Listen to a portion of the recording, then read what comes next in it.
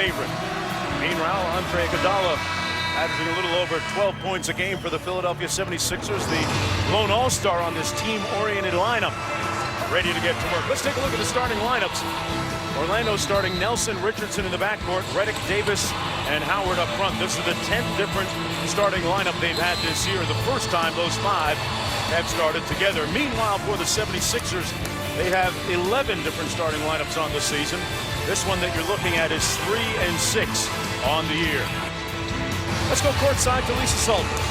Hey, Mark. Well, the Orlando Magic are clearly in trying to move forward mode, but this Dwight Howard, Stan Van Gundy soap opera, for lack of a better word, it's like a cloud hanging over the team, that elephant in the room that they keep getting asked about. I asked Dwight Howard where things stand this morning after this morning's shoot-around, and you could tell that he just did not want to talk about it. In fact, he said to me, there's nothing to talk about. I said, Dwight, how could you not talk about it? And he said, it's over and done with. What's been said has been said. And then I asked Stan Van Gundy, also at the shoot-around, how do you make this work? How do you move forward? And Van Gundy said simply, the players play, the coaches coach, the other stuff might bug me, but this is just basketball. And Van Gundy added, we've been dealing with this stuff all season long. Mark? Yeah, to put a period on it, Lisa, he had said it wasn't about Dwight wanting him fired. It was about it's irrelevant that Dwight wanted him fired.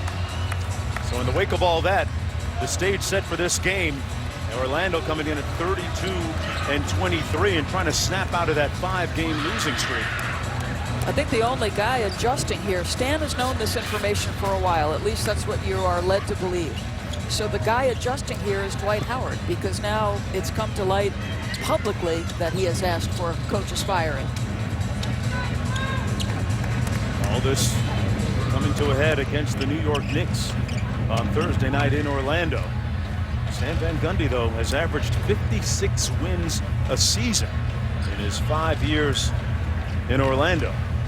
And only the Lakers, Celtics, and Spurs have had a higher winning percentage than Van Gundy.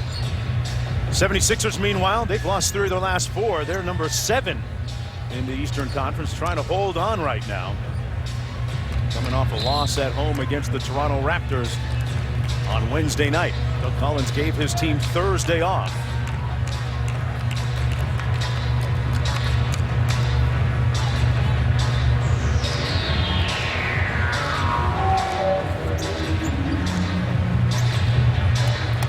And underway.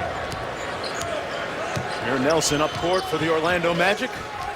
Nelson making a homecoming. He's from nearby Chester, PA. Go immediately to Howard on the block. The double team coming. And a nice feed inside to Davis, who's blocked. 76ers going to try and get out and run a little bit. Hawes misfiring on the first field goal attempt. Yeah, that's their best case scenario. They need to play in the open floor, get early offense. They are not good when they've got to dig in against a defense. There's Jason Richardson off the screen.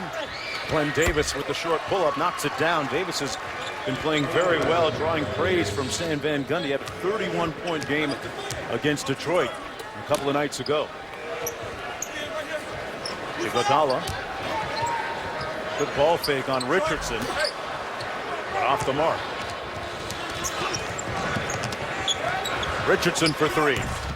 No team in the NBA fires more 3 balls than the Orlando Magic, or has made more. And Doris, how does that change tonight, if at all, with all the pieces missing, like Ryan Anderson and Hedo Turkoglu? Well, obviously, those are 2 capable guys. In fact, Ryan Anderson's got 173s made. So that means Richardson and J.J. Redick have got to come off screens and make shots. And you've got an undersized Philadelphia team, but they're big at the wings. So without Hedo Turkoglu, they'll miss his size.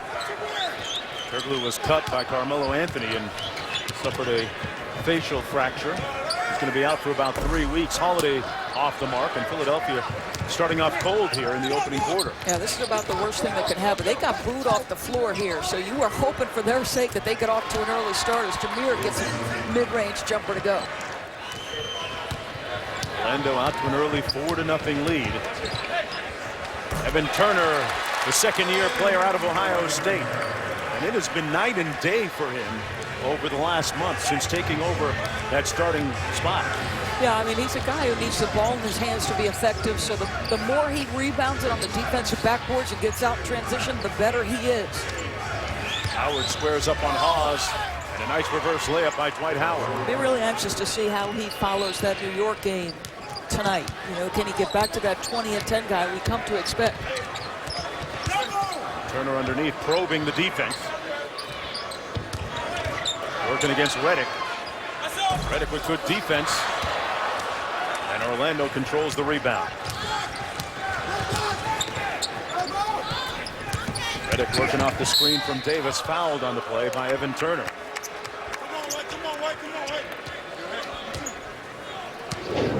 You're talking about the most dominant big man in the game. He's really expanded his offensive repertoire. How about that? At that size and that mobility. A lot of scrutiny on Dwight Howard for his performance a couple of nights ago against the New York Knicks at home. Didn't score his first bucket for us until just seconds to go in the third period. Finished up with 8 points and 8 rebounds. And of course, he was playing with a sore back, had missed the previous 2 games. And everybody knows those back injuries can be debilitating at times. Said it felt better this morning at shoot-around. Got the feeling he still wasn't 100% as Redick knocks down the second free throw. Well, he's got to play under the weight of, in the kindest way possible, sort of being looked at as maybe a bit disingenuous as it relates to his thoughts of keeping his denial up about wanting Stan fired. That's a different set of circumstances to play under. Nelson off the turnover. That's one thing this Philadelphia team doesn't do much of, just 11 turnovers per game. Davis with the mid-range jumper, and he knocks it down. And Orlando leading by 8. Good start for the Magic. Yeah, and this is the role that Glenn thought he would be in. He thought he'd be a starter when he came to Orlando, adjusted off the bench, and now sort of getting some time because of all of those injuries we talked about. And 6 the screen for Iguodala. Spencer Hawes on the drive, got it punched off the glass by Howard. Richardson had it blocked, and that's a goaltending call on Iguodala. And Orlando leading by 10 points here early. Well, Dwight Howard certainly active at both ends, Doris. Well, he's just such an intimidating shot blocker. His closing speed is up. Catching a lot of people off guard, including his star player, Dwight Howard. That's where they are right now, but they're trying to move past this. Both players, main players in this, have a year left on their respective contracts. Howard right there has opted in for next year, and Van Gundy has 1 more year left on his deal. Had said earlier today that he would like to be the coach next year. He's nobody's fool. He will get paid either way, but you've got one of the most respected coaches and successful coaches in the NBA in Stan Van Gundy. You've got the most dominant center. This is emblematic of the history of the NBA. The star player usually wins. Worst case scenario for this franchise, you lose both guys.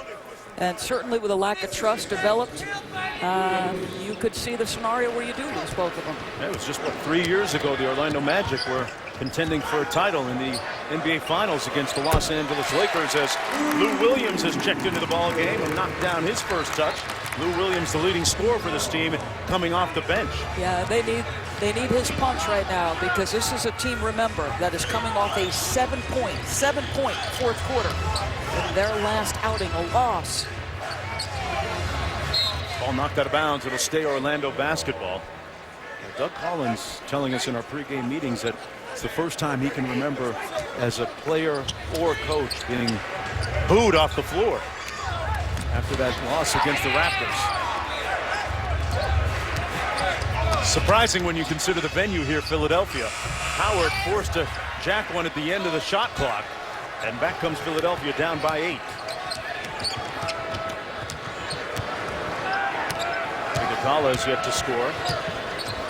Hawes inside, contested, but he scores it over Davis. A little bit easier over Glenn Davis. He just attacked his chest and got an easy opportunity. 12-6. Orlando with the lead as we approach the midway point here of the first quarter. Howard with good position now. Gets it down low. Knocked away by Evan Turner. Good hustle by the 76ers defensively. Williams. And he'll go to the line for 2. And That's the scenario that Doug Collins wants to see, Doris, out in the open court. For the last several years, they've been one of the better transition teams in the league. Absolutely. If you force them to play in a half court, it is hard for them to score it. But if they're making plays off their defense and getting out in the open floor, they can be dangerous. And that was the second personal foul against Jameer Nelson, who will go to the bench. Folks, let's take a look at the NBA National TV big board. A full slate of games across the networks. Sunday on ABC at 1 o'clock, it's New York at Chicago. Pardon me, Chicago at New York. And on NBA TV Sunday, April 8th, it's Boston at Philadelphia, followed by Houston at Sacramento. Then Thursday, Miami at Chicago, Dallas at Golden State. For more on these games, log on to NBA.com. A bunch of good ones coming up as we come down the stretch here, Doris, in the NBA's regular season. A very unique regular season. And if you're a Philadelphia fan, they've got the easiest schedule remaining. The problem is they'll play 9 of those games on the road, just 3 at home. But they've got a couple against Toronto, a couple against New Jersey, Cleveland, Detroit. Howard has it knocked away by Haas out of bounds, and it's Philadelphia basketball.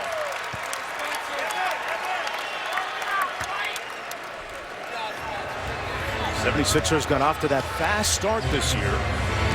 The third best record in the Eastern Conference. They started off 20-9. It has been an adventure, especially since the All-Star break. Things have turned south for them. Evan Turner with the baseline jumper, missed everything. Then comes Jason Richardson. Orlando Magic without a couple of key cogs today. Vito Turkoglu out with facial fractures after getting hit in the face. And Ryan Anderson out with a sprained ankle as Chris Duhon knocks down the 3 ball.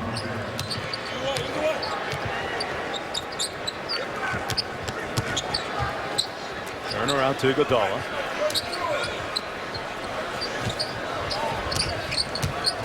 Oz, tough pass inside. 5 on the shot clock for Turner. And Dwight clears the rebound.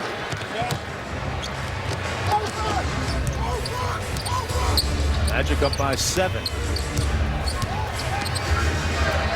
Glenn Davis rebounded by Hawes.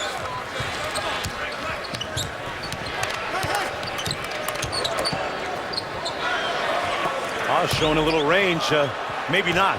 Yeah. He is at his best when he's facilitating the offense. When he was out, they had to shorten the offensive package because he is an outstanding passer. That's a little early in the shot clock. Redick for 3, and he misses. They repost it to Dwight Howard. That's his second bad miss tonight. Dwight Howard 1 for 6.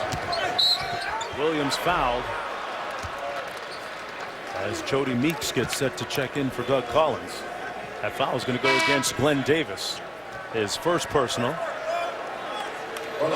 Meeks comes in for Andre Iguodala, and Von Wafer coming in for Stan Van Gundy.